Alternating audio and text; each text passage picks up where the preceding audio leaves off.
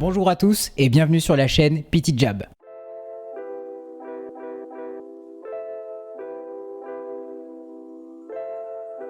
Petit Jab est un groupe de travail réunissant plusieurs professionnels de santé. Nous sommes majoritairement des kinésithérapeutes, mais nous avons la volonté d'être rejoints par d'autres professionnels de la santé en France. Aujourd'hui, nous avons deux objectifs principaux. D'une part, faciliter la transmission de la science vers les professionnels cliniciens. D'autre part, faciliter la compréhension de la médecine pour le grand public. Pour tout découvrir, n'hésitez pas à cliquer sur le lien qui s'affiche Et à suivre notre prochaine vidéo. N'oubliez pas de vous abonner à notre chaîne YouTube, ainsi que sur nos différents réseaux sociaux. Et à bientôt sur Petit Jab. C'est parti là ? Bonsoir à tous, bonsoir à tous les jabbers, nous sommes en live et je vais sourire. Et je vais enlever la souris et Campo, je veux bien que tu ailles allumer les lumières du coup. Comme tu peux le voir, elles sont éteintes. Oh là là, disons que nous sommes en retard ce soir, excusez-nous pour cette arrivée en fanfare, n'est-ce pas ? Vous me voyez dans ma tenue. Oh là, c'est mieux là, magnifique.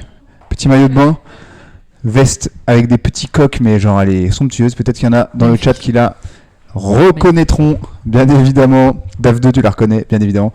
Ce soir, c'est la dernière émission. Demain, je pars en vacances avec Julie qui fait la régie.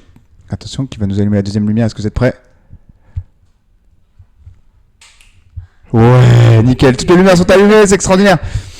Et du coup, je pars en vacances et je me suis donc habillé pour l'occasion. Dès demain, je saute dans mon train pour les vacances. Ce soir, c'est l'émission Maudite, messieurs, dames. Je ne sais pas si vous vous rappelez de ça. Cette émission, c'est la deuxième fois qu'on essaye de la mettre en place. La première fois, il y avait Julie qui a eu le Covid. Est-ce que vraiment tu as eu, Julie, le Covid ? Et bien finalement, non. Malgré un antigénique positif. Et après, j'ai été isolée. Donc je vous ai prévenu. On a annulé. Et en fait, non. C'était négatif le PCR après. Donc c'était une simple grippe sévère. Et donc on aurait probablement pu faire cette émission, n'est-ce pas ? Iris, tu es déjà venue ici, mais toi aussi, tu as failli louper cette émission. Pour quelle raison ? Alors, écoutez bien ma voix. Elle n'a pas disparu, mais presque. C'est-à-dire qu'on ne savait pas si elle allait revenir ce soir ou pas. Donc, ça aurait été un peu embêtant. Mais Ça aurait été un petit peu embêtant. Elle est présente. Elle a répondu à l'appel des vacances, n'est-ce pas, cette voix ?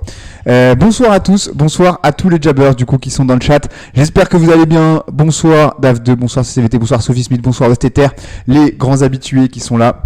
Du coup, je vais vous laisser vous représenter peut-être chacune. On va commencer par Julie, puisque ça fait quelques temps que tu n'es pas venue. Tu étais venue la saison dernière. Peut-être qu'il y a des gens qui ne te connaissent pas. Est-ce que tu peux nous expliquer pourquoi tu es présente ici ? Tout à fait. J'étais venue la saison dernière. C'était aussi sur une émission avec Iris, une émission qui portait sur la neurologie, puisque c'était Parkinson. Et pour me présenter, alors juste l'image de Pew en short, c'est incroyable. Pour me présenter, je suis kiné aussi, mais en salarié dans l'Institution nationale des invalides, où c'est un centre où on traite des pathologies traumatiques, etc., plein d'autres, mais aussi neurologie. Et d'ailleurs, j'en profite pour placer que je suis aussi copilote du groupe d'intérêt amputation dans la Société française de physiothérapie.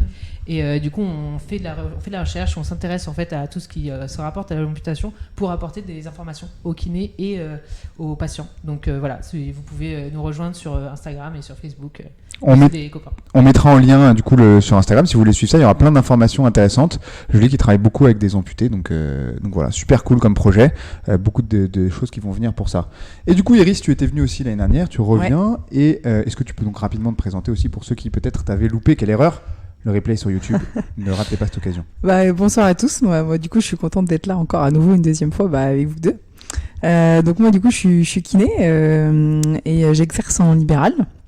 Et je suis spécialisée en neurologie. Donc en fait, dans mon cabinet, je traite exclusivement des patients qui ont des pathologies neurologiques. Donc j'ai des patients qui ont Parkinson, qui ont des AVC, qui ont des scléroses en plaques, qui ont des myopathies, qui ont des maladies neuropériphériques. Et en fait, voilà, je me suis vraiment spécialisée là-dedans depuis que quasiment j'ai commencé en fait. Et je fais un petit peu de recherche, un peu d'enseignement, et c'est devenu en fait ma passion, la neuro. Voilà. Oh, il y a Antoine Physio in Paris qui vient de s'abonner. Merci Antoine Physio in Paris, quel plaisir que tu soutiennes l'argent que tu dépenses toi-même en fait. Donc c'est bien.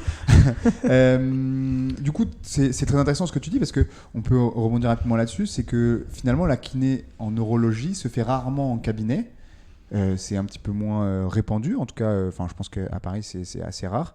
Est-ce que tu as réussi à trouver du coup une manière de travailler ou en tout cas quelque chose qui te convient en cabinet? Est-ce que tu arrives à prodiguer des soins qui, tu penses, de bonne qualité? En fait, c'est assez fou parce qu'il y a plein de patients en fait, qui ont des pathologies neurologiques en ville, comme vous pouvez avoir une entorse de cheville. Il y a des gens qui ont une pathologie chronique en fait, à vie.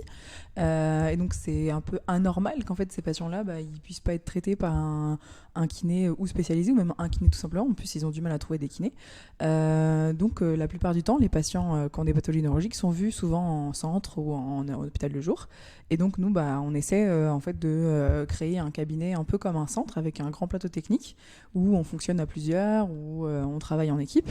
Il y a des échanges pluridisciplinaires avec d'autres équipes en neurologie, genre les hôpitaux avec qui on travaille, et des neurologues de ville.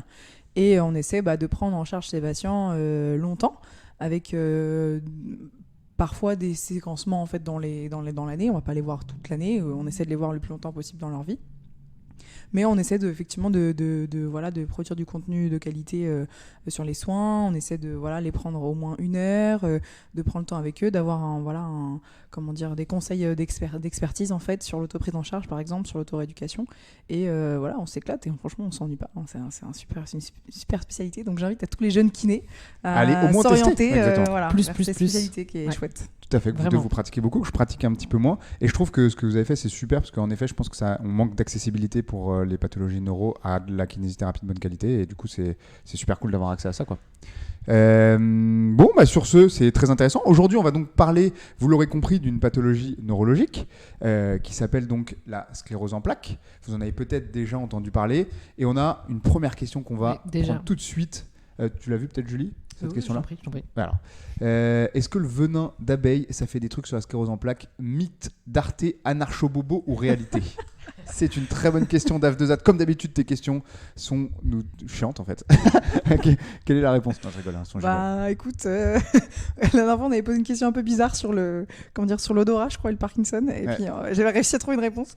Mais là, sur le venin d'abeille, je te dirais que il n'y a pas vraiment d'études probantes qui montrent que le venin d'abeille fonctionne. Après, pourquoi pas essayer si c'est pas douloureux et si l'effet placebo ou contextuel est positif. Dans le même thème, moi j'avais ouï dire, mais je sais pas si c'est vrai, par rapport à les piqûres de tiques et notamment la maladie de Lyme.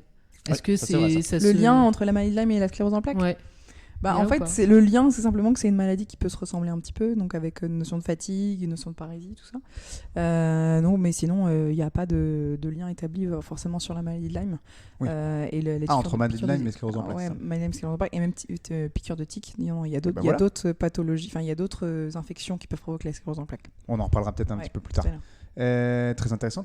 Donc on n'est pas obligé forcément d'aller se faire piquer quand même par des abeilles. Je suis pas sûr que ce soit le truc le plus agréable que vous ayez ressenti. On avait une petite diapo, je sais pas si tu l'as affichée sur Iris, qui va nous permettre d'aborder un point qui me semble très important. C'est tu as essayé de passer 6 fois ton code. Ouais, j'ai un problème, c'est que je trouve pas ça logique en fait. Le code, c'est pas logique. Qui trouve ça logique, bien évidemment. Alors, moi, je l'ai raté, j'ai toujours pas mon permis. Et dans le chat, je crois qu'il y a quelqu'un, Sophie Smith, qui a peut-être passé, je crois, son permis au moins 6 fois, je crois. Donc, voilà. Et ça lui a permis de rencontrer le père de son enfant. Ah, c'est beau. C'était fait exprès. C'était carrément fait exprès. Ok, du coup, on va rentrer tranquillement dans notre sujet aujourd'hui, donc la sclérose en plaques, et on va essayer déjà de vous apprendre un petit peu ce que c'est, à quoi ça correspond. Et pour ça, on va laisser donc la parole à l'expert. Je veux bien le petit jingle, s'il te plaît, qui va apparaître à l'instant. Et du coup, on a une première question. Je crois que ça va s'intéresser un peu à ce que c'est le cerveau, c'est ça? Qu'est-ce qui se passe dans le cerveau humain? Peut-être que tu veux commencer à ce qu'on affiche ça pour que tu puisses parler autour de ça? Oui, bien sûr. C'est la 7.1 et c'est là. Donc, concrètement, en fait, à ce qu'on avait expliqué pour le Parkinson, en fait, la sclérose en plaques, c'est une maladie de la substance blanche. En fait, la différence, c'est que dans la substance grise, en fait, vous avez les neurones, d'accord, le corps des neurones, et dans la substance blanche, en fait, vous avez que du câble. c'est que du câblage en fait, donc c'est que des axones.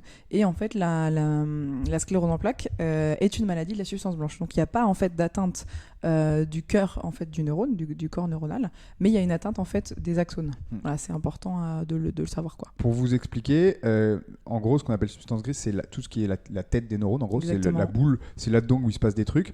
Et les neurones, ils vont transmettre des informations. Et ça passe par les câbles. Et donc, toute la substance grise, c'est la tête des neurones un peu. Exactement. Et toute la substance blanche, c'est plutôt les câbles. Plutôt le câblage. Ouais, c'est ça. Ok, très intéressant. Et du coup, c'est sur ces câbles qu'on aurait probablement un problème. Ouais, donc on voit en fait ce qu'on appelle des plaques, d'accord, à l'IRM. C'est pour ça que ça s'appelle sclérose en plaques. C'est le nom en fait qui a été donné à cette maladie, liée en fait à l'IRM. Voilà, t'as appris un truc. Et en fait, on voit en fait des taches, d'accord, des taches blanches. Bon, après selon le type d'IRM qu'on va utiliser, mais on voit des taches en fait sur l'IRM disséminées dans le temps et dans l'espace. Donc c'est-à-dire qu'on peut voir en fait des taches qui peuvent être anciennes et des taches récentes. D'accord. Et c'est ce qui va permettre le diagnostic de la sclérose en plaques.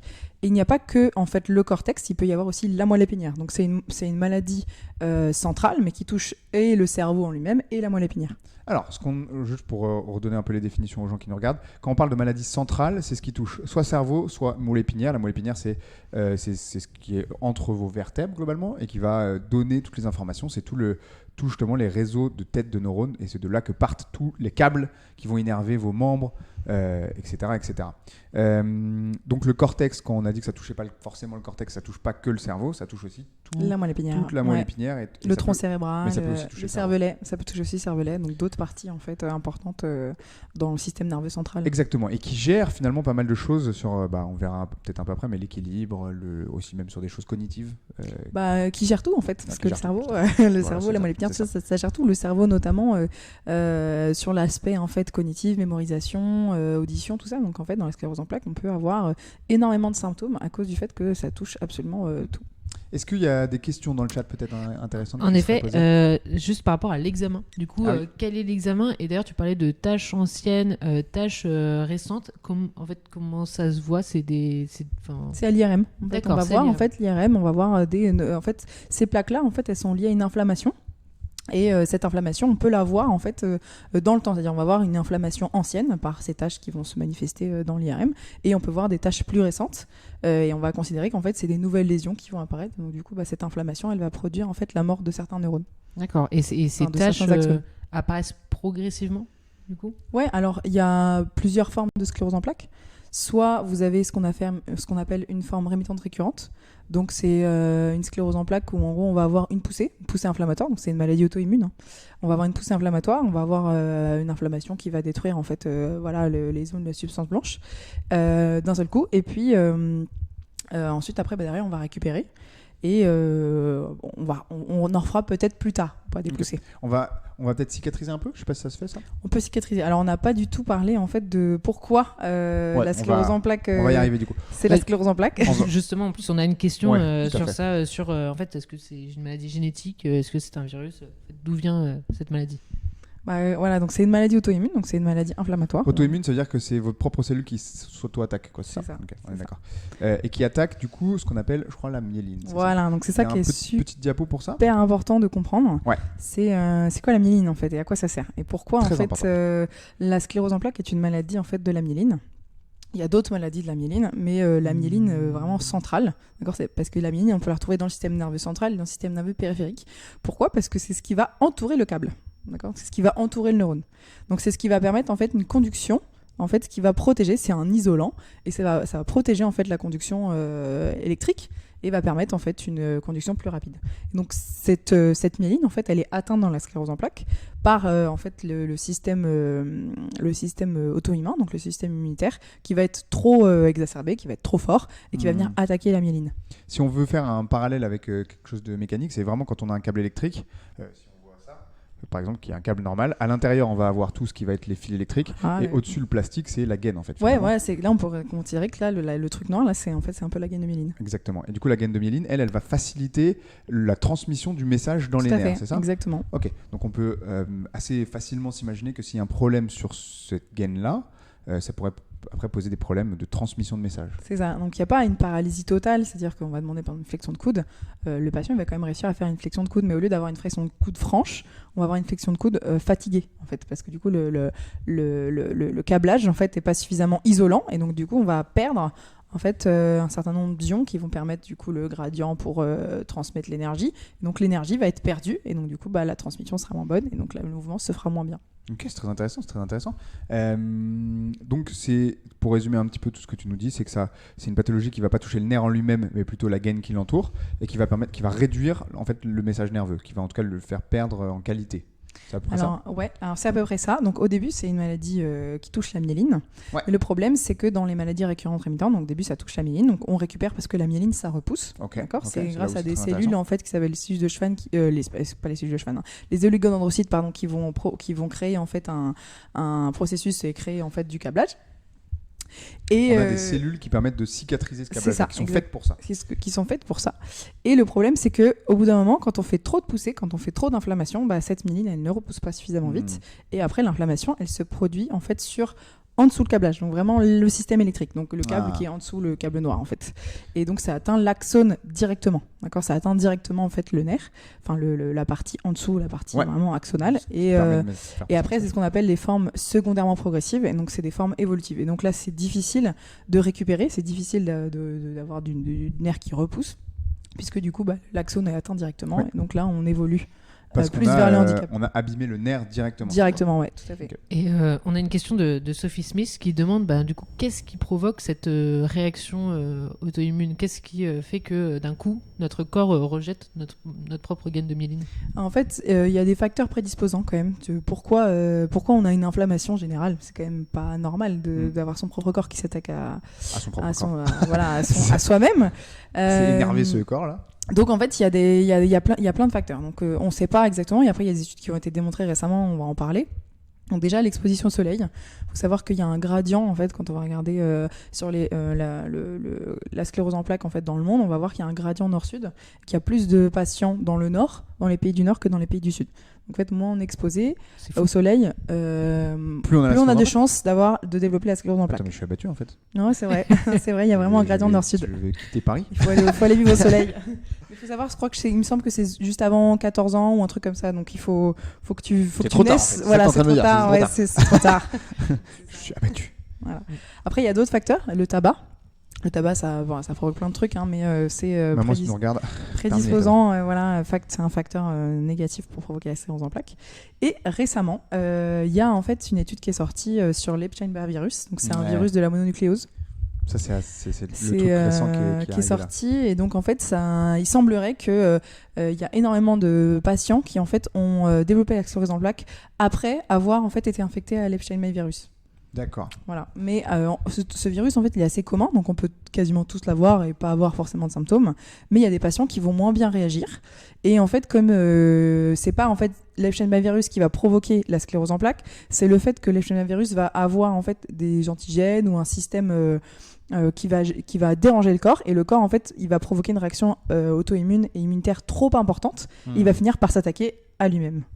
D'accord. Et du coup, ça serait le virus qui déclencherait toute cette chaîne Exactement. de réaction en fait. Réaction immunitaire. Ok. Et du coup, tu disais que c'est quelque chose qui est récent, cette corrélation qui a été trouvée entre le virus et l'apparition de la CEP ? Non, c'est pas récent. On savait déjà qu'il y avait des risques en fait avec l'exposition à ce virus, mais là en fait, il y a une énorme étude qui est sortie sur je sais plus combien de millions d'Américains qui avaient la sclérose en plaques, et en fait, ils ont montré une corrélation vraiment puissante, importante. Ok. Donc, faut essayer d'être vigilant quand il y a ce virus-là, c'est ça ? En fait, ils parlaient dans ces études que ce serait peut-être bien de mettre en place un vaccin parce que du coup, on éviterait la sclérose en plaques, tout ça. Mais en fait, ce virus, il est tellement commun, donc ce serait compliqué en fait de l'éradiquer. De mettre un vaccin. Ouais, c'est ça. Donc après, ce qu'il faudrait savoir, c'est éventuellement peut-être voir les prédispositions génétiques, immunitaires, peut-être a posteriori, voir si on a un risque de développer une CEP si on attrape ce virus, peut-être dans l'avenir. Il y a DAF2, tu peux changer de caméra, DAF2 là qui nous dit que c'est peut-être dans le sud, c'est peut-être pas le soleil qui nous protège, mais le pastis. Peut-être. Je crois, DAF2, que tu as raison, que le pastis protège de beaucoup de pathologies. Est-ce que j'ai le droit de faire sponsoriser ce stream par une marque de pastis, tu penses ? C'est possible. C'est une bonne question, je vais peut-être tenter ça. Je vais contacter Henri Bardouin, le meilleur pastis du monde. J'espère qu'on va pas faire strike pour ça. La pub gratos. Mais du coup, ce qui fait que, si je résume ce que tu as dit, c'est qu'il y a des facteurs qui sont prédisposants, mais on ne sait pas forcément pourquoi. de Ouais, fait. on ne sait pas vraiment pourquoi. En fait. Pour l'instant, on n'a pas complètement déterminé en fait, ce qui, Tous les facteurs qui vont ce entrer qui en compte. provoque en fait, la sclérose en plaques en elle-même. Ok. Avant qu'on laisse la parole à Julie qui va nous faire un petit quiz ce soir, j'ai une dernière petite question à te poser. C'est un peu quelle va être l'évolution finalement d'une sclérose en plaques de manière normale? À partir de quand ça... Enfin, comment dire? À partir de quel âge on va le diagnostiquer en général et comment ça évolue? Il y a une diapo pour ça? Je crois pas, non? Non, le diapo c'était surtout sur le phénomène de La myéline, fatigue, ok. la myéline et puis la motricité. Alors, comme j'expliquais, donc il y a les formes récurrentes rémitantes. Donc en général, c'est la plupart des gens ils vont le développer vers 27 ans. Ok. C'est la moyenne d'âge, après ça peut être plus tard. Donc c'est une maladie qui quand même touche beaucoup les jeunes. D'accord, c'est la deuxième cause de handicap chez les jeunes. Deuxième cause de Voire handicap même chez les la jeunes. première. Voilà, c'est énorme. En Première. fait. C'est la Première première, cause de handicap c'est chez les jeunes. énorme. De Ouais. handicap sévère. Et est-ce Ouais, qu'on- c'est vénère. On connaît la prévalence absolue dans la population? Alors, de ce que j'ai lu, là, il y a juste avant, il y a 110 000 personnes qui sont atteintes de sclérose en plaques aujourd'hui en France, ce qui fait à peu près 2 personnes sur 100 000. Et ça touche plus de femmes Pas que mal, d'hommes. Ça touche plus de femmes que d'hommes. Ah, ça pourrait être aussi un facteur, peut-être Ouais. qu'on ne sait pas trop pourquoi, mais... Voilà, t'as de la chance d'être un homme. Bon, non, Ou enfin, pas. je pense qu'on a d'autres Il y a d'autres problèmes. pathos hein, Ah, c'est ça. qui touchent les hommes, hein, t'inquiète pas.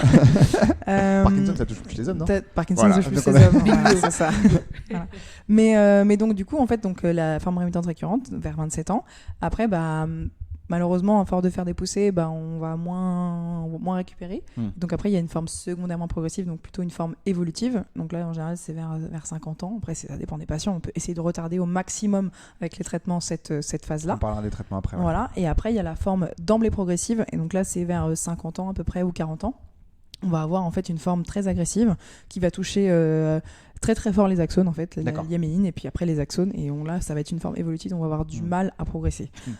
Et du coup, ça fonctionne un peu quand tu es un peu plus jeune, du coup, quand ça se déclare par poussée. Tu vas avoir une phase qui va être très dure, tu vas perdre beaucoup, après tu vas récupérer un peu, C'est ça. mais C'est tu vas comme jamais récupérer au même niveau. C'est comme en cran en Ouais, fait. ouais, c'est ça. C'est comme un escalier en fait. C'est comme un Tu escalier. fais que perdre, mais tu récupères pas le niveau que tu fais. Après, avec les nouveaux traitements, il y a moyen de s'en sortir. Après, même une grosse lésion, tu peux limiter les poussées, mais faut considérer qu'il y a quand même une évolution dans le handicap quand même. D'accord, ok, que ça va avancer vers des problèmes qui vont être handicapants en société, quoi. C'est ça. Ok, je crois que du coup c'était un peu le thème de ce que tu voulais nous mettre en place, n'est-ce pas, Julie? Exactement. On a un Aujourd'hui, petit jingle.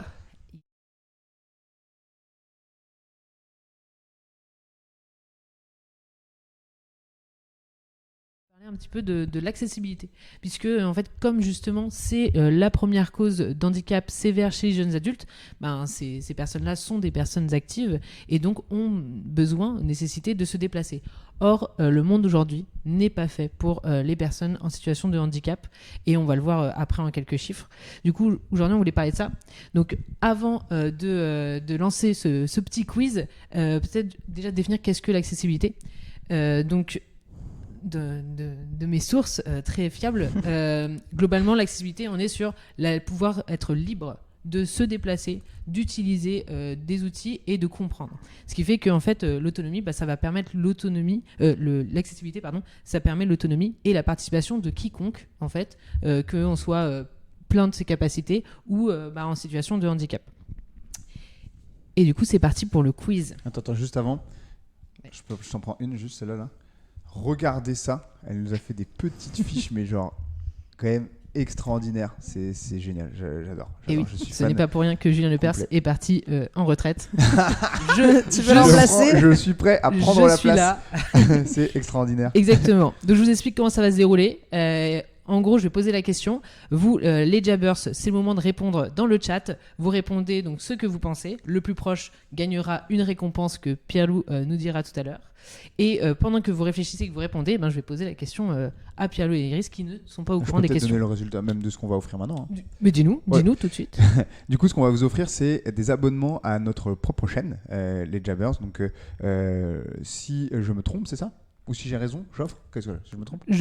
Allez Pierre-Loup, tu offres. Ok. Donc, dans tous les cas, j'offrirai. En fait, j'offrirai donc à ceux pour chaque bonne réponse, j'offrirai un abonnement à notre chaîne qui prendra donc effet dès la prochaine saison, étant donné qu'on arrive sur notre fin de saison là et que du coup, ça aurait peu d'intérêt pour vous d'être abonné dès maintenant. Mais on va vous faire gagner des abonnements ce soir. Parfait. Et nous sommes partis Lourd. pour la première question. Alors attention, aujourd'hui en France, combien y a-t-il de personnes en situation de handicap ? Vous pouvez répondre dès maintenant dans le chat. Et là, je vous pose la question, selon vous. Alors en France, pour que vous sachiez, j'ai regardé hier, il y a environ 67,5 millions de personnes. Voilà. Sur ces 67,5 millions de personnes, à votre avis, combien sont en situation de handicap ? Ok. Du coup, on compte tout pourcentage de handicap. Alors, justement, je m'attendais à ça. Donc, petite précision, le handicap, c'est tout handicap. Donc, ça, c'est l'HAS qui définit ça. C'est handicap moteur, handicap sensitif, donc visuel et auditif, psychique, mental et toutes les maladies invalidantes. Donc, la sclérose en plaques en fait partie, mais aussi tout ce qui est respiratoire, cardiovasculaire, le sida, les cancers, etc.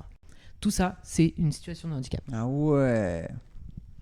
Alors, je crois qu'une personne, elle m'a dit tout à l'heure, mais alors j'ai Ah, c'est de la j'ai plus triche. le terme.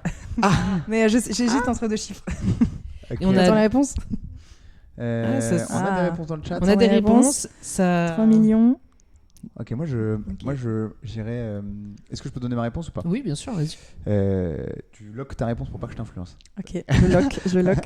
Je dirais moi qu'il y a 8 millions de personnes. 8 millions en situation de De handicap handicap. aujourd'hui en France. Ouais. Très bien. Toi, tu dirais combien? Bah, je crois qu'elle m'a dit 11 millions ou 1 million 100 000, je me souviens plus, mais il y a un 11 quelque part. Et ça change tout. T'as trop Alors, bien. mais Ouais, laquelle, ça change tout. laquelle valides-tu ? Moi, je pense que je dirais 11 millions quand même. Il y a beaucoup de personnes qui ont un handicap. Très bien, je bloque les réponses des Jabbers. Et bien la personne la plus proche, eh bien, c'est Iris. je l'ai battu. C'est Iris avec 12 millions Ah ouais, de donc voilà. personnes aujourd'hui en France qui sont en situation de handicap. Et j'ai un peu le détail. À votre avis, quel handicap du coup est majoritaire sur ce que j'ai dit entre moteur, visuel, mental, etc. Ouais, je dirais moteur. Moteur? Auditif. Ah ouais, Ah mais il oui, y a- en plus je savais ça. Bah ouais, bien Il sûr. y a 5,2 millions de personnes avec un handicap auditif. Puis après vient Énorme. en deuxième la mobilité réduite. Puis ensuite le déficit visuel, etc. etc. Et bien bravo Iris, tu Allez. vas avoir un Je t'offrirai abonnement. donc un sub. Elle à est... notre chaîne, Trop Iris. cool. Les viewers là, va falloir y aller. Hein. Ouais, vous n'êtes pas encore proche de cette victoire, les amis. Il y a combien de questions? En tout, il y en a 3 vrais. Ok. 3 vrais. Alors, il en reste 3 là. Ouais, il en reste 3. Il Ok. en reste 3. Ok, très bien, très bien. Ok, deuxième question. Qu'est-ce qui est concerné par l'accessibilité ? Qu'est-ce qui est concerné par Ouais, l'accessibilité? quels bâtiments, je vais vous aider, quels bâtiments sont concernés par la notion de accessibilité ? Ok, moi je pense que j'ai une idée de réponse. Ouais, je vous laisse. Je veux pas dire ça au chat, je vais pas leur on donner va, ma on va réponse. laisser le chat, Le chat, ok. le chat répondre par rapport à la définition du coup que j'avais fait au début sur l'accessibilité. À votre avis, lesquels sont concernés en fait par du coup des modifications, des adaptations ? Moi, je pense qu'il y a une personne qui a bien répondu. Il y a GDF de Sade qui dit tous. Ouais, moi, je pense que cette personne, elle a raison. Alors moi je pense pas. Hein. Ouais. Qu'est-ce que tu penses, Pierre ? Moi je pense que c'est tous les bâtiments publics ou qui reçoivent du public. Pas les apparts, tu vois, pas les trucs privés. Eh ben c'est effectivement c'est ça. Là, et en plus c'était la question qui comptait pas de points. Effectivement c'est tout établissement recevant du public qui sont concernés. Mais Voilà. du coup ça fait beaucoup. Si on les comptabilise tous, ça fait des restaurants, des établissements scolaires, les médicaux, des lieux de loisirs comme les cinémas, les théâtres, tout ce qui est public, donc les mairies, la poste, etc. Les boutiques, mais aussi la voirie, les transports en commun. En fait ça fait énormément de choses qui sont concernées. Et en fait il suffit que une seule de ces choses-là ne soit pas accessible. Typiquement les transports en commun.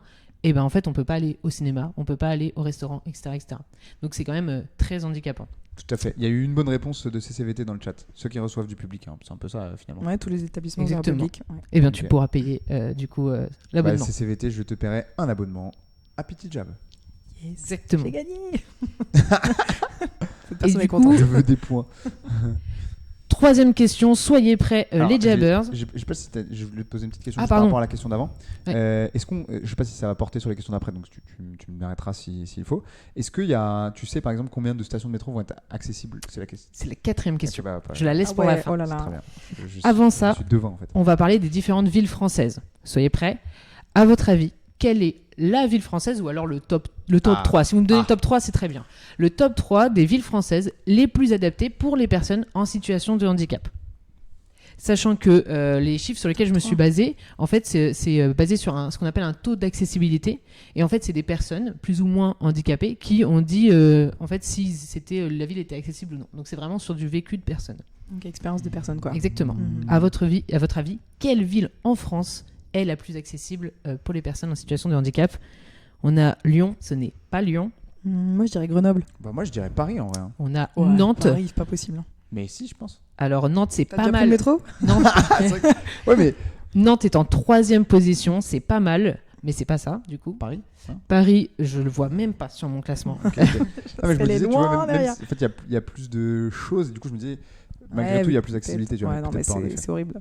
Et on a une Sinon, bonne réponse, puisque je ne peux pas compter celle d'Iris. Et ben c'est Grenoble par yes. RDZA. C'est effectivement Grenoble qui est la ville salut, la RDZ. plus accessible. Ça fait plaisir de te voir ce soir. Très Bravo. content. Tu Mais en... Faut que je fasse un petit big up à RBZ, très présent. N'hésite pas à poser encore tes questions aussi. Je pense que tu vas avoir des questions qui sont intéressantes. Et surtout qu'il a gagné un abonnement. Tu as de gagné ta part. un abonnement RDZ en plus, c'est extraordinaire. Je Bravo. t'offre un abonnement pour la saison prochaine. Ça me fait plaisir en plus, vraiment très plaisir. Et donc voilà, donc on est sur Grenoble qui, sachant que ce qui est le moins accessible à Grenoble, c'est les cabinets médicaux, les bars, les restaurants et la voirie. Donc Cabinets médicaux, c'est embêtant c'est quand même. embêtant. Quoi. Ouais. C'est quand même embêtant. Mais en même temps, quand tu regardes, enfin, genre, je vois dans notre expérience parisienne, combien dans nos collègues ont un cabinet avec une accessibilité correcte en handicap. Je prends l'exemple. Pas tant, hein, pas tant, ouais, c'est vrai. Où on est. Pas tant. Et juste pour votre information, il existe un award, l'Access City Award, qui tous les ans récompense la ville qui fait le plus d'efforts pour être accessible en Europe. Par exemple, Luxembourg, Helsinki ou Barcelone ont déjà été primés. Et il n'y a pas si longtemps, c'est la ville de Venise qui a été récompensée parce qu'elle est pas du tout accessible à cause de son environnement. Et ils ont fait beaucoup d'efforts pour la rendre accessible. Donc, Genre pour les chaloupes et tout, genre. Ouais. Maintenant, tu peux. Chaloupe. il y a peut-être. Ça s'appelle comme ça, non? Non, des gondoles. Des dracars. Pour tous leurs dracars. énorme. Et ben il y a peut-être des dracars accessibles aux handicapés maintenant à Venise. On espère, C'est en tout génial. cas. Et attention, la dernière question. Donc soyez prêts pour un dernier abonnement. C'est effectivement sur le métro parisien. Aujourd'hui, à Paris, il existe 303 stations. Voilà, Ouais. Paris et autour. Sur ces 303 stations, à votre avis, combien y en a-t-il qui sont officiellement accessibles qui sont accessibles? Voilà. Est-ce qu'il y a une notion de officiellement accessible? Plutôt pas en pourcentage, en nombre de stations. Sur les 303. Sur les 303, combien de stations sont accessibles? Il y en a qui mettent Juste, est-ce qu'on 3%, pourra ouais. noter les noms des gens à qui je dois offrir des subs? Parce que sinon, je vais oublier 100%. Ouais, pas de souci. Celle de la 14 peut-être, ouais. Bah ouais, il y a Moi, je moyen. dirais. Alors, la 14, maintenant, il y a plus que 9 stations en plus d'F2, je pense. Je dirais bien. Il y en a 303? Tout à fait. Je dirais. 50. Allez, c'est pour un abonnement. 50. 50? 50 Ouais, je pense 50. Moi je dirais. Allez, 20. 20 Ok. Attends, ça a écrit un peu dans le Attention, chat, je vous laisse encore 10 secondes. là. Ragnar sort de ce corps. Ouais, j'aimerais bien. T'as vu On a- Est-ce que Ragnar, il portait des chemises de poulet comme ça ou pas? Comment ça se passe? Donc 50 pour Pew, 20, c'est ça pour Ouais, je pense Iris 20. Mettez vos On réponses, a vous avez encore 25, 5 On a secondes. 13, on a 20 encore dans le chat. On a une cinquantaine pour RDZ. Croyez-le ou non, il y a un tout pile. Il y a un tout pile ce soir. Et c'est Sophie Smith. 13. Bon, Waouh, attends, bravo. c'est de la triche. C'est de la triche. Sophie Smith, tu m'as marqué Incroyable. tout à l'heure que tu avais regardé ça hier. Ouais, ça ne compte Incroyable. pas en fait. Eh bien, elle a tout à fait raison. Du coup, il y a 13 stations accessibles. Ce sont les 13 stations de la 14. Attends, en mais- fait. Toutes les lignes où il y a, pour moi, toutes les lignes avec le RER, il y a des. Des Alors, ascenseurs Alors, c'est pas du, c'est Ouais, pas mais du tu vois, métro. genre quand t'es à Opéra. Alors, j'explique pourquoi. Ok. C'est le site de la RATP directement. En fait, il y a une trentaine de stations qui ont des ascenseurs. Et il y en a une vingtaine qui sont full équipées pour être accessibles. Sauf qu'en fait, elles ne sont pas accessibles parce qu'elles ne sont soit pas sécurisées, soit en fait, il n'y a pas de continuité. Donc, s'il y a une station sur la 7 qui est accessible, bah, on ne la met pas accessible puisqu'on ne peut aller nulle part, en fait. Donc, c'est pour ça que seules Oh, les ouais. stations de la 14 sont accessibles. D'accord, je comprends. Ça, j'avoue, tu rentres dans le métro, mais si tu peux pas en sortir, il y a un. L'enfer. We got Voilà. a problem now. Je reste bloqué dans le souterrain, puis voilà. Ok, Exactement. C'est très dommage. Donc, Sympa. bravo Sophie pour ce tout pile. Ça finit en beauté le quiz. Dave2 nous dit qu'elle a triché parce qu'ils sont actuellement en train de manger avec Hidalgo. J'ai mis des doutes quant à Eh cette bah, Hidalgo, affirmation, si tu Dave2. nous entends, fais Il y a- plus pour ta ville. Il y a du travail. Continue à faire plein de pistes cyclables partout, j'adore. Et du coup, pour finir cette petite chronique, je voulais quand même finir sur un point positif parce qu'il y a des choses qui sont faites, notamment la loi en 2005 sur l'égalité des droits et des chances où justement tout établissement recevant du public maintenant se doit d'être adapté. Donc déjà, c'est un pas en avant. Il y a également d'autres choses qui se mettent en place. Donc il y a des dispositifs médicaux comme Rango, je le cite mais j'ai pas de lien, qui est en fait un dispositif qui se met sur une canne pour les personnes qui sont malvoyantes et qui a une caméra et qui a une détection GPS. Donc ça permet à la personne malvoyante de se situer et se déplacer dans son extérieur. Donc, c'est pratique. Ouais. Et un autre site que j'ai beaucoup aimé qui s'appelle jacced.com. Et c'est un site en fait collaboratif d'information sur les lieux ouverts au public. Donc c'est directement les personnes en situation de handicap ou même nous qui mettons des informations sur des établissements recevant du public avec des photos, etc. pour dire voilà telle personne peut aller, voilà une personne en fauteuil peut rentrer, etc. Un peu comme un Waze de l'accessibilité quoi. Exactement. C'est génial. Et du coup c'est collaboratif donc tout le monde peut participer et mettre des informations. Mais ça serait super cool. Est-ce que tu pourras nous envoyer ça, qu'on fasse pareil une petite publication avec toutes ces Avec grand options. plaisir et avec aussi les grands gagnants de ce question.jabber. Ouais, on va noter ça et on vous offrira du coup à la rentrée vos petits subs, bien évidemment. Je n'ai qu'une parole. J'ai 4 subs à offrir. Alors, du coup, on va enchaîner un peu parce que c'était super cool ce petit format-là. Merci beaucoup, Julie, d'avoir préparé ça. C'était vraiment très sympa. Avec grand plaisir. Et du coup, on a abordé beaucoup de questions et de choses sur la sclérose en plaques, mais il y a une chose qu'on n'a pas abordée, c'est finalement qu'est-ce que je peux mettre en place comme traitement pour pouvoir aller mieux, en fait, tout simplement, sur la sclérose en plaques. Qu'est-ce qui existe en fait maintenant ? Faut savoir que ça a énormément évolué depuis ces dernières années. En fait, à la base, quand on avait le diagnostic de la sclérose en plaques, on mettait des corticoïdes et puis voilà, c'est tout ce qu'il y avait. Donc depuis maintenant, il y a la recherche qui a quand même pas mal poussé le truc depuis les 20 dernières années.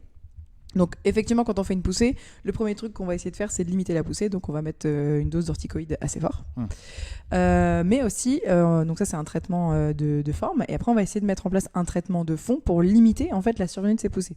Donc on va mettre des immunomodulateurs. On va essayer de moduler le système immunitaire pour le calmer un petit peu. Et si le système immunitaire devient trop fort, devient trop vénère, plus tard on mettra ce qu'on appelle les immunosuppresseurs. Donc là c'est carrément plus fort. Sauf que ce traitement il est assez lourd parce que c'est des traitements qui coûtent très cher et souvent ça se fait par intraveineuse. Ouais. Voilà, donc il faut aller à l'hôpital pour se faire directement dans le sang. pour se faire en fait injecter son traitement. Des fois c'est un peu long, donc pour le patient c'est très Et fatigant. puis j'imagine qu'il commence à y avoir pas mal d'effets secondaires parce que si on supprime nos défenses, on a peut-être plus on a plus de chances de tomber malade pour d'autres choses. Je sais pas si c'est quelque chose qui... Alors après j'ai plusieurs patients qui me posent la question du coup je suis sous immunosuppresseur, immunomodulateur, du coup est-ce que je dois faire gaffe, voilà. Oui, j'aurais tendance à dire oui, mais en fait la plupart des patients ils ont pas plus de maladies que ça en fait, ça a pas l'air d'être quand même plus problématique que ça. Une idée logique qui me vient, mais j'ai pas du tout d'idée si c'est vérifié ou pas quoi. Okay. Donc ça a pas l'air vérifié pour l'instant. Non, enfin en tout cas dans ma pratique non, je le vérifie pas. Non, en régie ça meurt là. Ça meurt. Est-ce que tu veux un verre d'eau? Tu vas finir comme moi et ma voix. En régie, il n'y a plus beaucoup de voix non plus.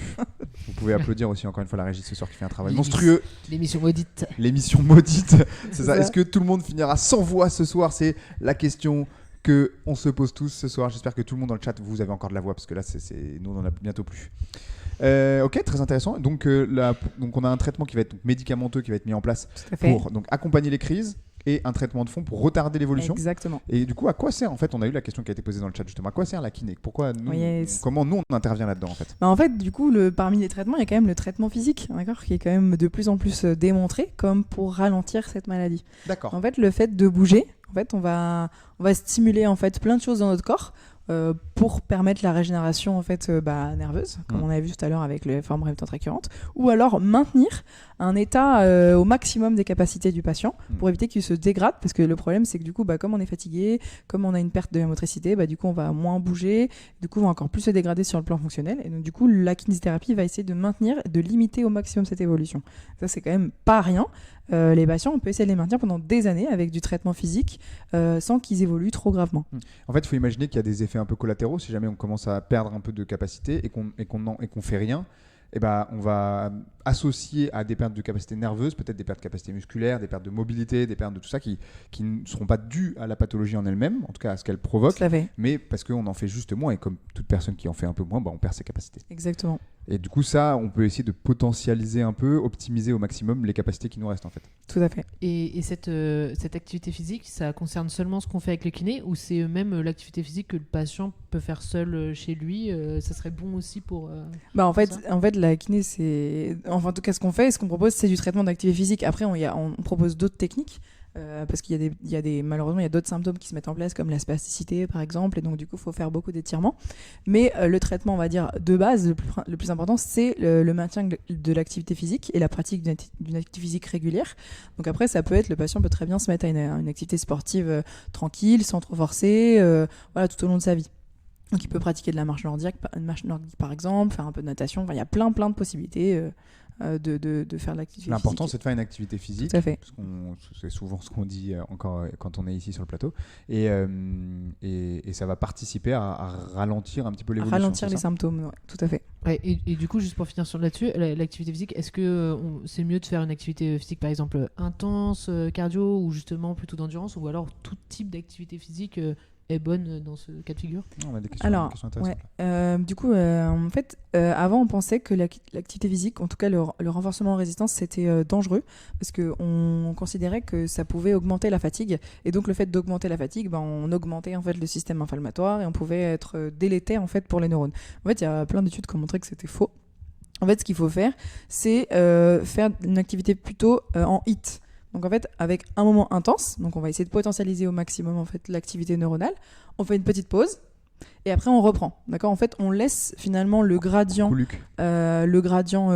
d'ion qui va bloquer en fait dans les neurones se disperser et on fait une petite pause et après on va repartir sur une activité motrice. Ouais, c'est très à la mode le HIIT, on en a parlé un peu dans d'autres émissions. C'est intéressant. une modalité de travail qui semble montrer quand même pas mal d'intérêt dans beaucoup de situations en fait.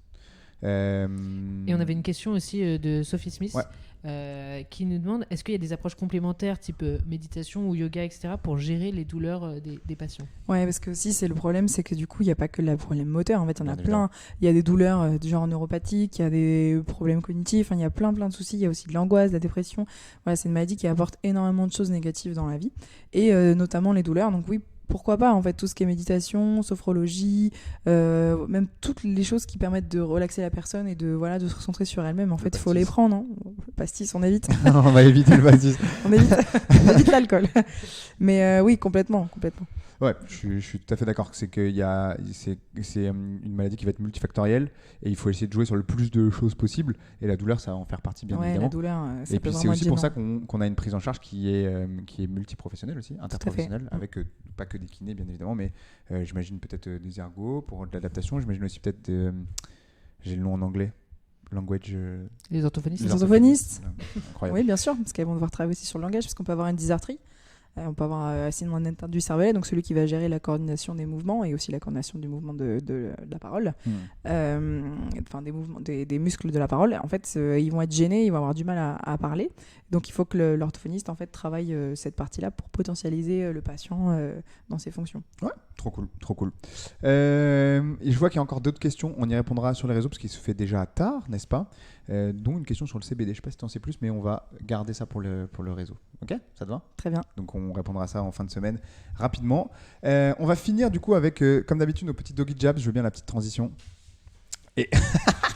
Et du coup, comme d'habitude, on fait notre petite dédicace à monsieur Thibaut Thérézy. Qui est peut-être plus bronzé que ça maintenant. Ah bah je pense. Bronzé, surtout qu'il se laisse pousser les cheveux. Donc il y a beaucoup de problèmes chez Thibaut en ce moment. Et il est actuellement, que je dise pas de bêtises, au Mexique, à Tulum, en train de se la couler douce. On peut clairement le dire. Il y en a qui ont de la chance. Il y en a qui ont de la chance. Du coup, est-ce que tu peux nous donner donc il y a Top Chef, exactement. C'est pour ça qu'il faut qu'on se dépêche. Est-ce que tu peux du coup nous donner la diapo, qu'on puisse parler un peu sur les doggy jabs, s'il te plaît? Effectivement, donc c'est un peu un résumé de ce qu'on a dit, mais les informations essentielles à retenir aujourd'hui, ce serait que déjà la sclérose en plaques, c'est effectivement la première cause de handicap chez les jeunes adultes, de handicap sévère. Donc en fait, c'est une pathologie qui touche des personnes finalement très jeunes, et ça on le sait pas forcément. Enfin très jeunes, entre 20 et 40 ans. Tu m'arrêtes, hein. Oui, c'est ça. Et que également c'est une maladie auto-immune. On sait pas trop toujours de quoi on parle quand on parle de sclérose en plaques, et en fait c'est bien un système, c'est le système immunitaire qui vient en fait s'attaquer à nous-mêmes. Également, le fait que ce soit une pathologie qu'on appelle évolutive, le fait qu'en fait on ne guérit pas de la sclérose en plaques, on vit avec sa sclérose en plaques et qu'elle a plutôt tendance à être même dégénérative en fait. C'est une maladie neurodégénérative, on peut la classer dedans. Neurodégénératif, tout à fait. Et que enfin, quand même, toujours le petit point positif pour finir, c'est que des solutions existent, comme l'a dit Iris, sur déjà des traitements médicamenteux qui permettent de réduire ce que tu as dit, la fréquence des poussées, mais également l'intensité de celle-ci. Tout à fait. Donc, ce qui est déjà ça, mais également de s'entretenir grâce à la kinésithérapie et de l'activité physique et d'autres, évidemment, professionnels de santé. Voilà. Est-ce que tu as des points à ajouter ou est-ce que ça te paraît Merci Julien. Ouais, franchement, je pense que tu as bien résumé. Moi, j'espère C'était que pas mal du tout. vous avez appris plus de trucs sur la Je sclérose en pense plaques. qu'on va virer Thibaut. Je vais te regretter pour tous les débuts de job. C'était nickel. Et écoutez, avant de passer aux remerciements de fin de saison, je vais remercier Julie et Iris d'avoir été présentes ce soir sur l'émission. C'était vraiment trop cool. Merci à toi. Merci Cool. à toi. Franchement, j'ai encore passé un bon moment. J'ai appris plein de trucs moi aussi. J'espère que dans le chat aussi vous avez appris pas mal de choses. C'était vraiment une superbe émission. Merci d'avoir été si nombreux et d'avoir été présents ce soir. Merci d'avoir interagi avec nous. On n'oublie pas les petits subs qu'on vous offrira bien évidemment à la rentrée. On va passer donc très rapidement. Je veux bien la petite diapo remerciement s'il te plaît.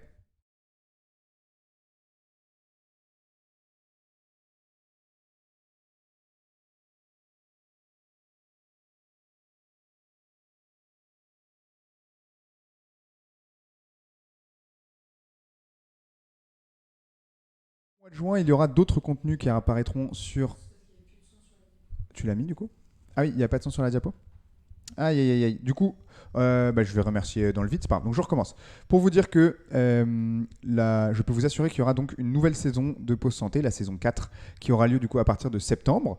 C'est à peu près sûr. On va voir encore où, à quel endroit. Excusez-nous pour le son. Je suis désolé. Ensuite, deuxième chose que je voulais vous dire, c'est qu'à partir du mois de juin, donc au retour de vacances, il y aura des contenus un petit peu différents sur la chaîne Twitch, probablement un peu de jeux vidéo, probablement des interviews de patients. Donc ça, on a travaillé un petit peu avec ça avec Julie tout à l'heure pour en discuter. Donc des retours de patients que je pense qui pourraient être très intéressants, un peu sous forme de podcast et qu'on essaiera de vous donner. Et ça va être très très cool. Je voudrais remercier bien évidemment tous les gens qui ont participé à ces émissions-là, donc toute l'équipe Petit Jab avec Guéno, Julie, Benoît, Antoine qui ont été en régie. Bien évidemment Adrien qui... Cœur sur la régie. Ah, cœur sur la régie ce soir encore. Avec Adrien qui nous a fait pas mal de nos visuels, bien évidemment. On remercie tous les chroniqueurs qui sont passés. Il y a Julie qui est passée en tant que chroniqutrice. Chroniqutrice ? J'aime bien. Allez, c'est mon rôle. Chroniqutrice. Nouveau Moi rôle. aussi, je suis fatigué, vivement les vacances. Mais je vais le garder celui-là parce que je l'aime bien. Donc en tant que chroniqutrice.